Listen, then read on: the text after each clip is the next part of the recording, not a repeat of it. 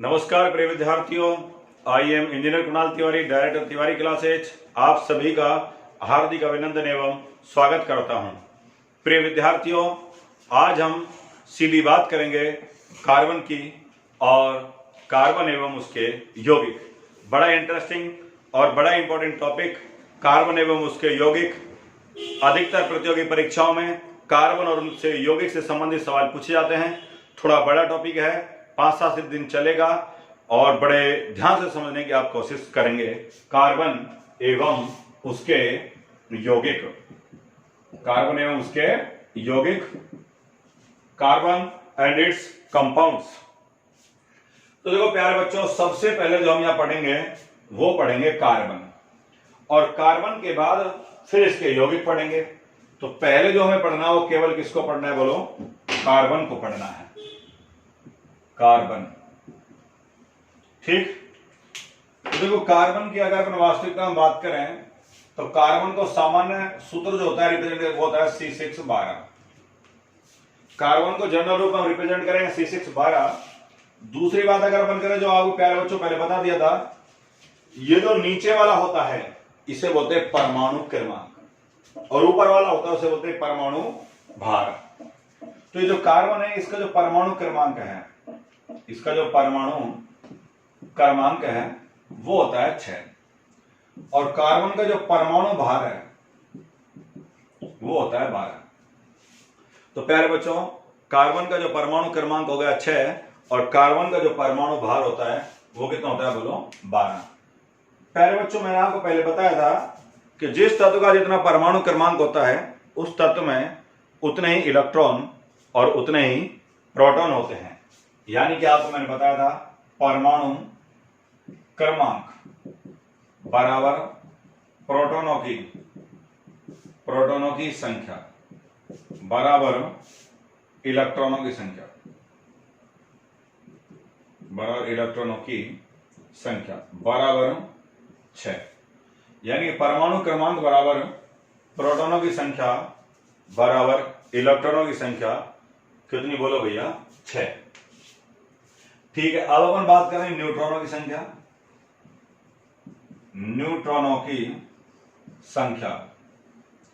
तो न्यूट्रॉनों की जो संख्या होती है वो होती है तरीके से परमाणु भार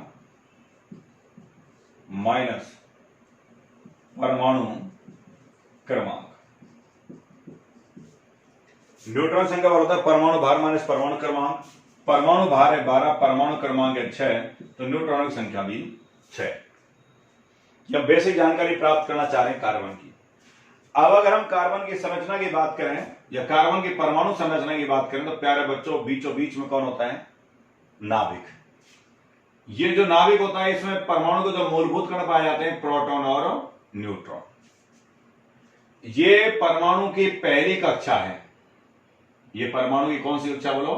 पहली कक्षा है। आपको प्यारे बच्चों पहले मैंने बता दिया था, किसी भी परमाणु की पहली कक्षा में अधिकतम 2 इलेक्ट्रॉन आ सकते हैं। तो इसकी पहली कक्षा में 2 इलेक्ट्रॉन आ गए। ये इस कार्बन परमाणु की दूसरी कक्षा है।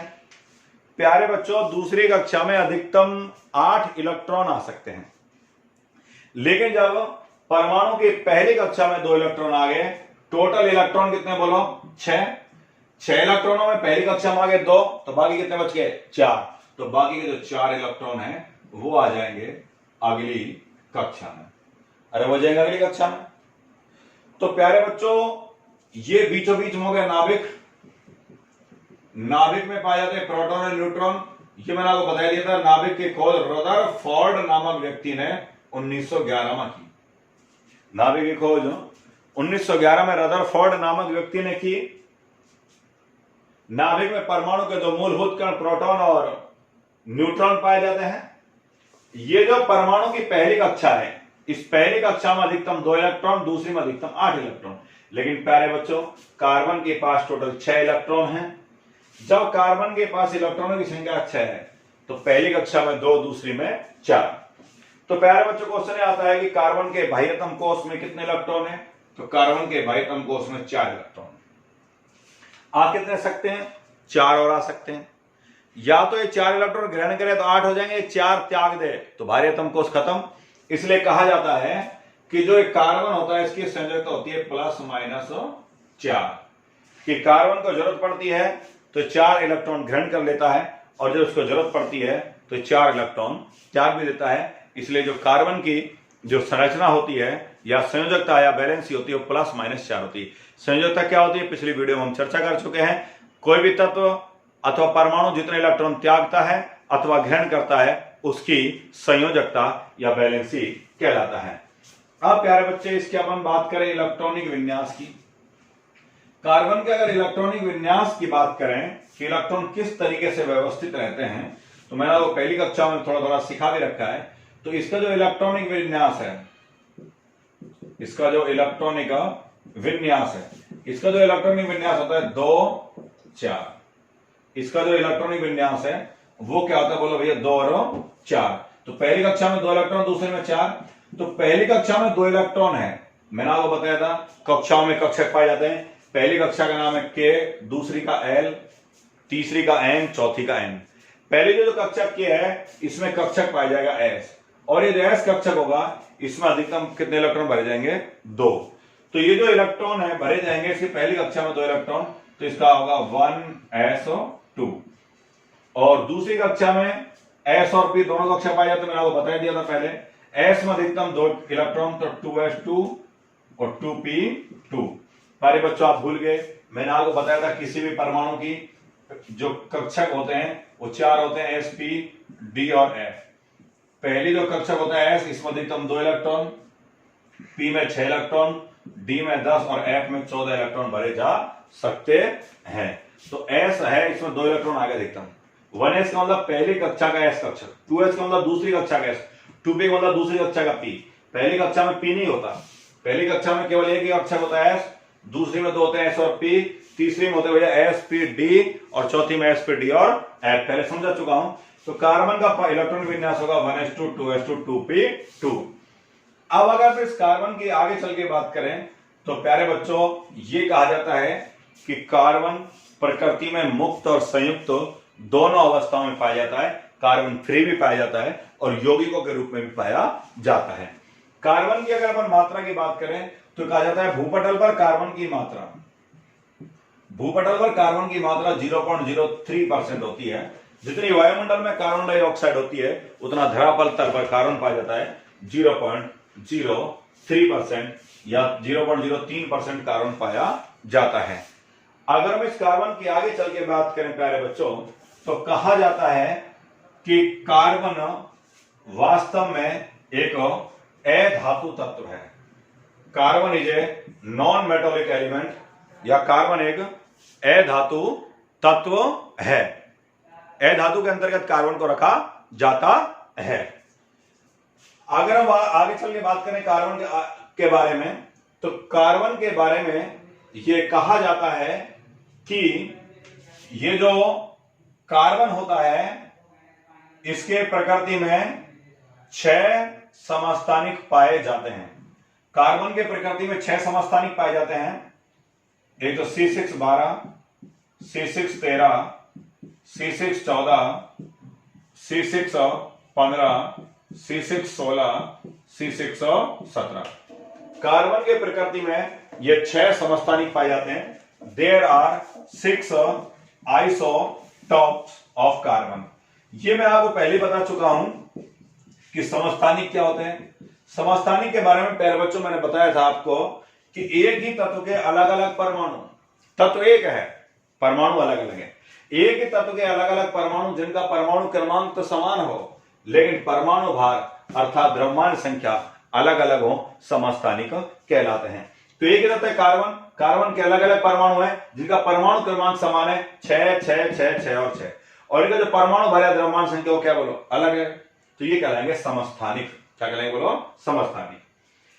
कार्बन के समस्थानिक C614 का उपयोग, पहले बच्चों कार्बन का समस्थानिक आइसोटॉप्स होता है C614।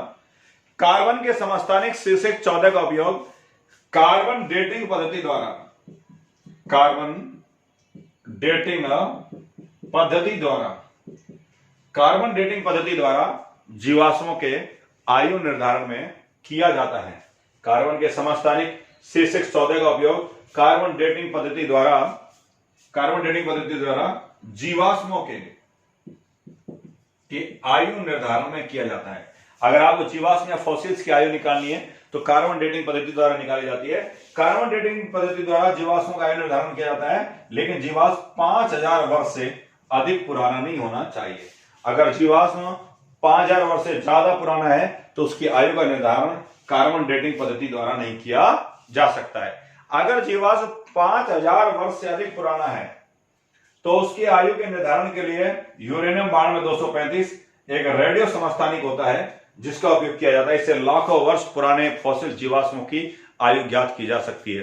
जैसे हजारों लाखों साल पुराने पहाड़ हैं तो पहाड़ों की आयु ज्ञात करनी है, पत्थरों की आयु ज्ञात करनी है तो आप यूरेनियम का उपयोग कर सकते हैं। इसके अलावा प्यारे बच्चों, बड़ा इंपॉर्टेंट क्वेश्चन जो कई बार एसएससी में भी आ चुका है, रेलवे में भी आ चुका है कि पेड़ पौधों की आयु का निर्धारण कैसे किया जाता है। तो प्यारे बच्चे, पेड़ पौधों की आयु का निर्धारण उनकी वार्षिक वलयों को गिनकर किया जाता है। जब कोई पेड़ होता है उसकी जब अपन अनुप्रस्थ काट ऐसे काटते हैं तो आपने देखोगे जब पेड़ को ऐसे काटते हैं उसके वेट में ऐसे रिंग या वलय दिखाई देती हैं। एक जो वलय होती है वो एक वर्ष को व्यक्त करते हैं, 1 2 3 4 5 साल का ये पौधा हो गया। यानी क्वेश्चन आता है पेड़ पौधों की आयु का निर्धारण कैसे किया जाता है। तो पेड़ पौधों की आयु का निर्धारण वार्षिक वलयों को गिनकर किया जाता है। वार्षिक वलयों को गिनकर किया जाता है। एक वलय 1 वर्ष को व्यक्त करती है। तो पेड़ पौधों की आयु का निर्धारण वार्षिक वलय या एनुअल रिंग को गिनकर किया जाता है। एक वलय 1 वर्ष को व्यक्त करती है। तो प्यारे बच्चों, इसका विशेष तौर पर आप ध्यान रखना कि पेड़ पौधों की आयु का निर्धारण वार्षिक वलयों को गिनकर किया जाता है। आगे चल के अगर अपन वास्तव में कार्बन की बात करें, नेक्स्ट पॉइंट, ऐसा कहा जाता है कि कार्बन परमाणु आपस में मिलकर एक लंबी श्रृंखला बना लेते हैं। अरे जो कार्बन परमाणु हैं ये आपस में मिलकर एक लंबी श्रृंखला बना लेते हैं। कार्बन का ये जो गुण होता है ये श्रृंखलन कहलाता है। क्या कहलाता है बोलो भैया? श्रृंखलन। अरे कार्बन परमाणु आपस में मिलकर एक लंबी श्रृंखला बना लेते हैं। कार्बन का गुण श्रृंखलन कहलाता है। श्रृंखलन के गुण के कारण ही कार्बन के प्रकृति में सबसे अधिक यौगिक पाए जाते हैं। श्रृंखलन के गुण के कारण ही कार्बन के प्रकृति में सबसे अधिक यौगिक पाए जाते हैं। ऐसा कहा जाता है कि प्रकृति में सबसे अधिक यौगिक पाए जाते हैं कार्बन के प्रकृति में लगभग 5 लाख यौगिक हैं। ऐसा कहते हैं टोटल प्रकृति में 5.5 लाख यौगिक हैं, जिनमें से 50,000 यौगिक तो बाकी अदर तत्वों के 5 लाख यौगिक अकेले किसके बोलो भैया? कार्बन के। तो प्रकृति में अगर सबसे बड़ा कोई परिवार है तो सबसे बड़ा परिवार कौन सा बोलो भैया? कार्बन परिवार है। क्वेश्चन आता है पेपर में, प्रकृति में सबसे अधिक यौगिक किसके पाए जाते हैं? तो प्यारे बच्चों, कार्बन के प्रकृति में सबसे अधिक यौगिक पाए जाते हैं। इसके अलावा आगे चलकर के हम कार्बन के बारे में और भी अगर चर्चा करने चाहें तो हमारे पास और भी है कि कार्बन के प्रकृति में अनेक यौगिक पाए जाते हैं, जैसे carbon monoxide, carbon dioxide, methane, ethane, बहुत सारी गैसेज हैं। प्रकृति में बहुत सारे यौगिक है, 5 लाख यौगिक हैं अकेले किसके बोलो भैया? कार्बन के प्रकृति में। उनके बारे में हम धीरे धीरे चर्चा करेंगे, सबके बारे में भी। लेकिन अभी जो हम यहाँ इसमें कार्बन में आगे पढ़ने के लिए जा रहे हैं सिंबल सा, वो हम पढ़ने के लिए जा रहे हैं कार्बन के अपर रूप, एलोट्रोप्स ऑफ कार्बन के अपर रूप। तो प्यारे बच्चों, कार्बन के अपर रूपों की बात करें तो कार्बन के प्रकृति में 2 अपर रूप हैं। पहला कार्बन का अपर रूप है क्रिस्टलीय अपर रूप, और दूसरा अगर अपन बात करें तो कार्बन का दूसरा अपर रूप है अक्रिस्टलीय अपर रूप। अक्रिस्टलीय अपर रूप। तो जो कार्बन के प्रकृति में 2 तरीके का अपर रूप है, एक तो क्रिस्टलाइज्ड एलोट्रॉप्स और एक नॉन क्रिस्टलाइज्ड एलोट्रॉप्स। तो कार्बन का जो क्रिस्टलीय अपर रूप है, इसकी बात अगर करना चाहें तो क्रिस्टलीय अपर रूप को हमने मुख्य रूप से 3 भागों में बांट दिया। पहला है हीरा, दूसरा है ग्रेफाइट और तीसरा है फुलरीन। और कार्बन के जो एक्स्ट्रा अपरूप हैं इन्हें मुख्यतः हमने 4 भागों में बांट दिया। पहला है कोक, दूसरा है कोयला, तीसरा है चारकोल और चौथा है काजल। यानी कि कार्बन की प्रकृति में 2 तरह क्रिस्टलीय और अक्रिस्टलीय अपरूप। क्रिस्टलीय अपरूप को हमने 3 भागों में बांट दिया, हीरा, ग्रेफाइट और फुलरिन, और अक्रिस्टलीय अपरूप को 4 भागों में, कोक, कोयला, चारकोल और काजल। ओके, तो प्यारे बच्चों, क्रिस्टलीय अपरूप कार्बन के वे अपरूप जिनका आकार, आकृति, बनावट अर्थात जिनकी ज्यामिति निश्चित हो वो क्रिस्टलीय अपरूप कहलाते हैं, और कार्बन के वे अपरूप जिनके आकार, आकृति, बनावट निश्चित नहीं हो अक्रिस्टलीय अपरूप कहलाते हैं। तो कार्बन के अपरूप हमारे पास डायमंड है, ग्रेफाइट है, फुलरिन है, ये कार्बन के क्रिस्टलीय अपरूप हैं। एक एक की हम विस्तृत रूप से चर्चा करेंगे। सबसे पहले आज हम चर्चा करेंगे डायमंड या हीरे की। बड़ा इंटरेस्टिंग, बड़ा इंपॉर्टेंट, बहुत कुछ सीखने को मिलेगा, बड़ा ध्यानपूर्वक सुनेंगे। कार्बन का क्रिस्टलीय अपरूप नाम है डायमंड या हीरा। डायमंड या हीरा। तो देखो, डायमंड या हीरे की अगर अपन बात करना चाहें तो सबसे पहली बात तो यह है हीरे के बारे में, यह है कार्बन का शुद्धतम रूप है। यह कार्बन का शुद्धतम रूप है। एग्जाम क्वेश्चन आ चुका है कि कार्बन का शुद्धतम रूप कौन है, बोलो भैया, हीरा। अगली बात है, यह प्रकृति का कठोरतम पदार्थ है। प्रकृति का जो कठोरतम पदार्थ है वो हीरा है। लेकिन अगर क्वेश्चन ये आता है प्रकृति का सबसे मुलायम और मजबूत पदार्थ है, तो भैया वो ग्रेफीन है। ग्रेफीन जो है वो हीरे से ज्यादा मजबूत और रबड़ से भी ज्यादा मुलायम है। तो उसको हम बाद में चर्चा करेंगे ग्रेफीन। लेकिन अभी हम चर्चा कर रहे हैं ये कार्बन का शुद्धतम रूप है, ये कार्बन का क्रिस्टलीय अपरूप है। इसके अलावा आगे चल के अगर बात करें तो कहा जाता है शुद्ध हीरा। शुद्ध हीरा पारदर्शी यानी कि ट्रांसपेरेंट एवं रंगहीन होता है। शुद्ध हीरा पारदर्शी एवं रंगहीन होता है, कलरलेस होता है। कलरलेस या रंगहीन का मतलब होता है प्यारे बच्चों जिसका पानी जैसा रंग हो, उसे हम कलरलेस कहते हैं। इसके अलावा अगली बात हम करना चाहें, कहा जाता है शुद्ध हीरा पारदर्शी एवं रंगीन होता है। काले रंग का हीरा, काले रंग का हीरा बोर्ड अथवा कार्बोरेंडम, काले रंग का हीरा बोर्ड अथवा कार्बोरेंडम कहलाता है। काले रंग का हीरा बोर्ड अथवा क्या कहलाता है प्यारे बच्चों, कार्बोरेंडम कहलाता है। तो black diamond is known as bort. काले रंग का जो हीरा है वो क्या कहलाता है, बोलो भैया, बोट कहलाता है। अगला चल के अगर अपन वास्तव में बात करें नेक्स्ट पॉइंट हीरे के बारे में, यह कहा जाता है कि जो हीरा है, हीरे की जो संरचना होती है वो हीरा समकोणीय या सम चतुष्फलकीय।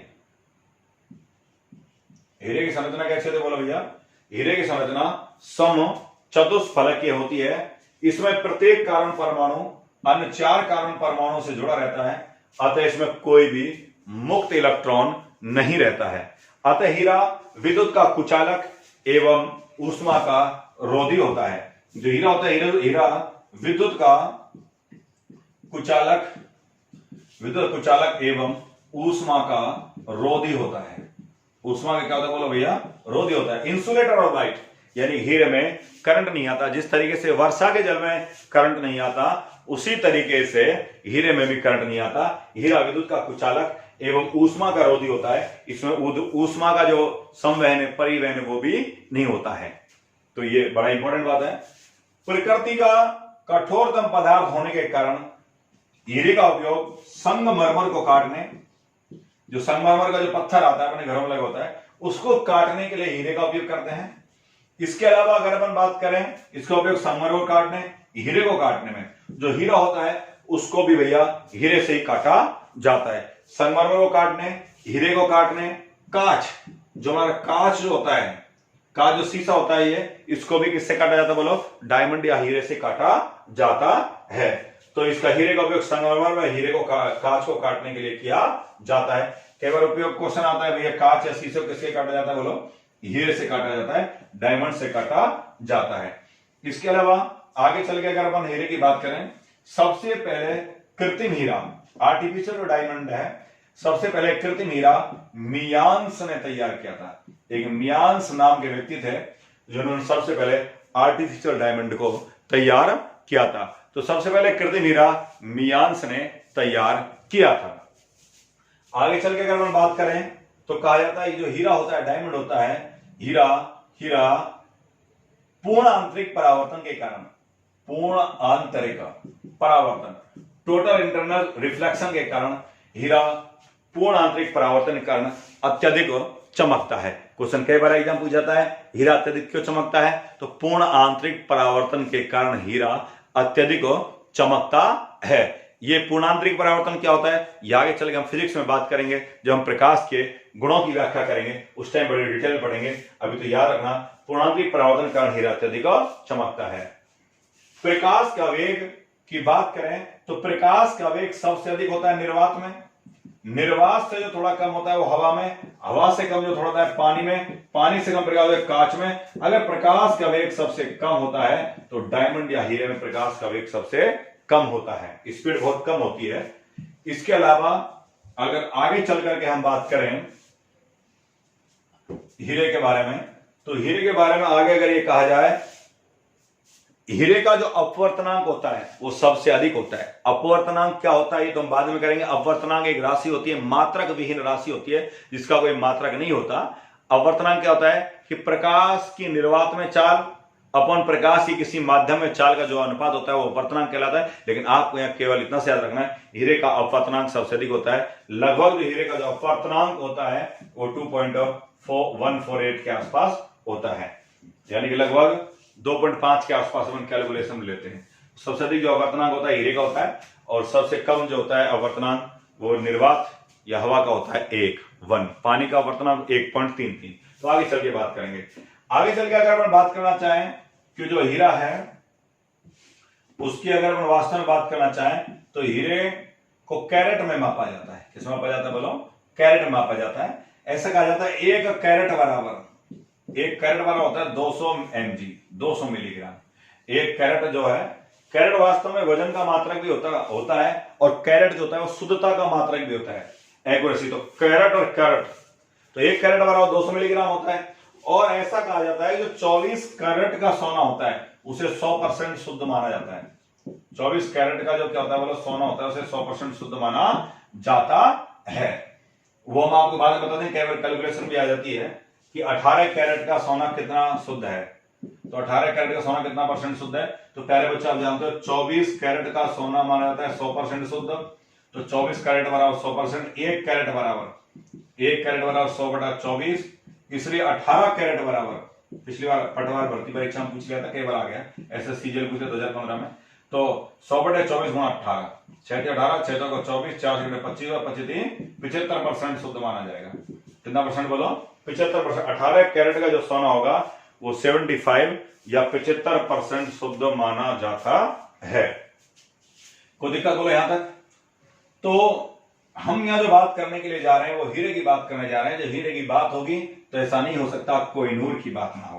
तो प्यारे बच्चों आपको बता देते हैं कि जो कोहिनूर हीरा है वो भारत की देन है। इसे गोलकुंडा की खान से प्राप्त किया गया था। ये वैसे तो कोहिनूर हीरे का इतिहास बड़ा पुराना है, लेकिन शॉर्ट में बता देते हैं कोहिनूर हीरा भारत की देन है। ये जो कोहिनूर हीरा था ये लगभग 186 कैरेट का था। कितने कैरेट का? 186 कैरेट का। इसे बीच में 2 बार तराशा गया और जब 2 बार तराशा गया इसको तो वर्तमान में ऐसा कहते हैं लगभग 102-3 कैरेट के आसपास ये कोहिनूर हीरा। कोहिनूर हीरा की वर्तमान स्थिति यह है कि ब्रिटेन की महारानी एलिजाबेथ द्वितीय के ताज में लगा हुआ है। कौन? वो कोहिनूर हीरा। आपको पता है नादिर शाह ने इसको चुरा लिया था। बड़ा लंबा इतिहास है, कभी इतिहास में आप पढ़ लिए होंगे, लेकिन इतना ध्यान रखना कि कोहिनूर जो हीरा वो गोलकुंडा की खान से निकला था। ये 186 कैरेट का था और इसे बीच में 2 बार तराशा गया है। वर्तमान में लगभग 102 कैरेट के आसपास ये हीरा रह गया है। प्रेजेंट सिचुएशन स्थिति में इस समय कैरेट ये जो है वो ब्रिटेन की महारानी एलिजाबेथ द्वितीय के किस में लगा हुआ है बोलो भैया, ताज में लगा हुआ है। आगे चल के अगर अपन और हीरे की बात करना चाहें कि जो डायमंड होता है उसके बारे में, अगर अदर क्वेश्चंस के बारे में और भी हम विचार करें कि साहब अदर और क्वेश्चन मुख्य रूप से हीरे में या डायमंड में क्या बन सकते हैं, तो एक तो ये भाई ये प्रकृति का कठोरतम पदार्थ है, शुद्ध हीरा पारदर्शी और रंगीन होता है, काले रंग का हीरा वोट कहलाता है, हीरे की जो शुद्धता है वो कैरेट में मापी जाती है, या हीरे का जो वजन है वो कैरेट में मापा जाता है, 1 कैरेट बराबर 200 मिलीग्राम होता है। पूर्णांतरिक परावर्तन के कारण हीरा अत्यधिक चमकता है। और कृत्रिम हीरा सबसे पहले किसने तैयार किया था बोलो भैया, मियांस ने तैयार किया था। किसने तैयार किया बोलो भैया, मियांस ने तैयार किया था। इसके अलावा हीरे की जो संरचना होती है समचतुष्फलक की संरचना होती है, हीरा विद्युत का कुचालक एवं ऊष्मा का क्या होता है बोलो भैया, रोधी होता है। ऊष्मा का क्या होता है बोलो भैया, रोधी होता है। तो ये हीरे के बारे में सिंपल सी कहानी थी। आज इसमें हम आगे अगला पढ़ेंगे हम ग्रेफाइट। क्या पढ़ेंगे प्यारे बच्चों, ग्रेफाइट। ग्रेफाइट की बात करें तो ग्रेफाइट के बारे में कहा जाता है इसे लेड पेंसिल भी कहते हैं, इसे लेड पेंसिल भी कहते हैं, इसे लेड पेंसिल भी कहते हैं। इसे लेड पेंसिल क्यों कहते हैं, उपनाम है इसका लेड पेंसिल, क्योंकि पहले ये माना जाता था कि जो हीरा है ये शीशे का स्वरूप था, प्लम्बम का। प्लम्बम एक धातु होती है शीशा, जो अपने राजस्थान वगैरह उदयपुर वगैरह पाई जाती है, या शीशा और जस्ते की जो खान है, प्रसिद्ध खान है आगूचा रामपुरा, जहां शीशे और जस्ते की खान है, इन्हें जुड़वा खनिज के नाम से जाना जाता है। तो शीशा, ये जो प्लम्बम में पहले ये मानते थे कि जो ग्रेफाइट है शीशे का स्वरूप है, शीशे को बोलते हैं लेड, इसलिए इसका नाम पड़ गया लेड पेंसिल। तो ग्रेफाइट को हम लेड पेंसिल भी कहते हैं क्योंकि इससे पहले शीशे का स्वरूप माना जाता है। कागज पर रगड़ने से काला रंग छोड़ता है, अतः इसका उपयोग पेंसिल के रूप में किया जाता है। जो हमारी एचबी पेंसिल आती है, नटराज जो पेंसिल आती है लिखने के लिए, उनमें ग्रेफाइट का उपयोग किया जाता है क्योंकि कागज पर रगड़ने से काला रंग छोड़ता है, अतः इसका उपयोग लेड पेंसिल के रूप में या पेंसिल के रूप में किया जाता है। आगे चलकर हम ग्रेफाइट की बात करें, यह चिकना मुलायम, ये चिकना मुलायम एवं परतीय होता है, ये चिकना मुलायम एवं परतीय होता है, अतः इसका उपयोग शुष्क स्नेहक के रूप में, शुष्क स्नेहक के रूप में अर्थात ड्राई लुब्रिकेंट्स के रूप में काम में लिया जाता है, अर्थात ड्राई लुब्रिकेंट्स के रूप में काम में लिया जाता है। ये चिकना मुलायम एवं परतीय होता है, अतः इसका उपयोग ड्राई लुब्रिकेंट्स के रूप में काम में लिया जाता है। कौन, ग्रेफाइट। तो ग्रेफाइट का उपयोग ड्राई लुब्रिकेंट्स या शुष्क स्नेहक के रूप में काम में लिया जाता है। कोई दिक्कत बोलो यहां तक। आगे चल के अगर अपन बात करें ग्रेफाइट की संरचना की, तो यह कहा जाता है ग्रेफाइट में प्रत्येक कार्बन परमाणु अन्य 3 कार्बन परमाणु से जुड़ा रहता है, इसमें एक कार्बन का 1 इलेक्ट्रॉन मुक्त रहता है, अतः ग्रेफाइट विद्युत का, बड़ा इंपॉर्टेंट क्वेश्चन है, सुचालक होता है या कंडक्टिविटी ऑफ लाइट।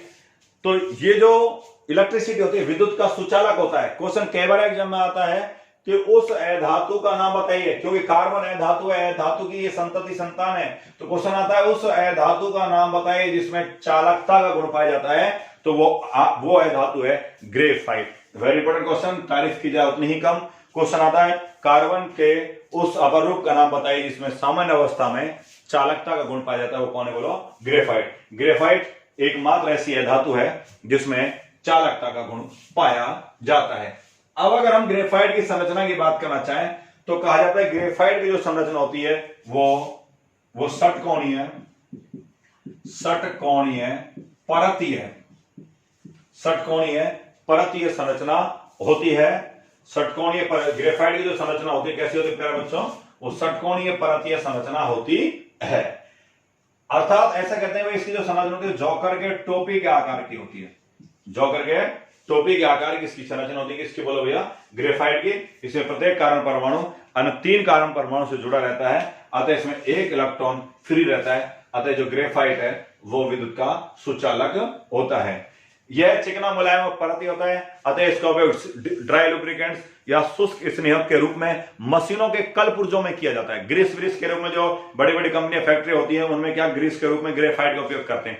जैसे पंखा है, इंजन है और बड़ी बड़ी जो मशीनरी आती है वो क्या करते हैं, चिकना मुलायम परती होता है, तो ये स्लिप हो जाता है। स्लिप हो जाता है तो क्या है, घर्षण बल कम लगता है। घर्षण बल कम लगता है तो मशीन तेज चलती है और गर्म भी कम होती है, तो इसलिए इसका उपयोग शुष्क स्नेहक के रूप में किया जाता है।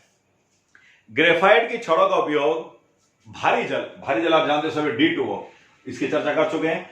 भारी जल ड्यूटियो यानी कि ड्यूटेरियम ऑक्साइड, ग्रेफाइट की छड़ों का उपयोग भारी जल DTO के साथ परमाणु भट्टी या नाव के रिएक्टरों में मंदक के रूप में किया जाता है, जबकि नियंत्रक के रूप में परमाणु भट्टियों में कैडमियम की छड़ों का उपयोग किया जाता है। तो नाव के रिएक्टर और परमाणु भट्टियों में ग्रेफाइट की छड़ों का उपयोग भारी जल के साथ मंदक के रूप में या डीमॉडरेटर के रूप में किया जाता है। तो प्यारे बच्चों, ये छोटी सी सिंपल सी कहानी थी ग्रेफाइट। ग्रेफाइट से ग्रेफिन नामक एक नए पदार्थ की खोज की है अभी लेटेस्टली, और 2009-10 की बात है। आंद्रे जीम नोवोसोलाम नामक व्यक्ति ने इसकी खोज की है। ग्रेफिन एक ऐसा पदार्थ है जो रबड़ से भी ज्यादा मुलायम और हीरे से भी ज्यादा कठोर पदार्थ, उसकी चर्चा विस्तृत रूप से कल करेंगे। लेकिन अभी हम पढ़ रहे हैं कार्बन का क्रिस्टल पर लास्ट है फुलरीन। क्या बोलो भैया, फुलरीन। तो प्यारे बच्चों, फुलरीन की खोज 1960 में बकमिनिस्टर फुलर नामक व्यक्ति ने की। बकमिनिस्टर फुलर नामक व्यक्ति ने की। फुलरीन की खोज 1960 में बकमिनिस्टर फुलर नामक व्यक्ति ने की। कहते हैं कि फुलरीन की संरचना एक बॉल के आकार की होती है, अतः इसे बंकी बॉल भी कहते हैं। इसे क्या भी कहते हैं, बोलो भैया, बंकी बॉल भी कहते हैं। ऐसा कहा जाता है फुलरीन के एक अणु में कार्बन के लगभग 60 से 70 परमाणु पाए जाते हैं। फुलरीन के एक अणु में कार्बन के लगभग 60 से 70 परमाणु पाए जाते हैं। जो ये कार्बन जो 60 है इसे स्थायी माना जाता है। फुलरीन संरचना बॉल के आकार की होती है। इसी खोज 1960 में बकमिनिस्टर फुलर नामक व्यक्ति ने की थी। इसके एक अणु में कार्बन के लगभग 60-70 परमाणु पाए जाते हैं।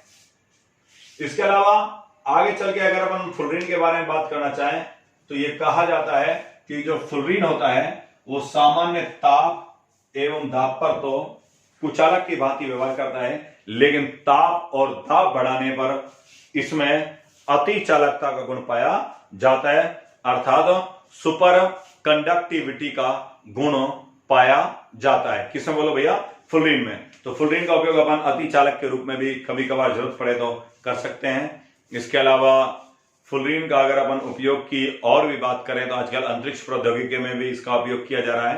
तो फुलरीन के बारे में कुछ सामान्य जानकारी थी। तो प्यारे बच्चों, आज के लिए इतना ही। आज हमने कार्बन के क्रिस्टलीय अपरूपों की चर्चा करी। कल हम कार्बन के अक्रिस्टलीय अपरूपों के साथ आपसे मिलेंगे, जिसमें हम पढ़ेंगे कोयला कोक, चारकोल और काजल, और थोड़ा सा कल दोबारा हीरा ग्रेफाइट फुलरीन को एक बार दोबारा और आपको रिपीट करा देंगे।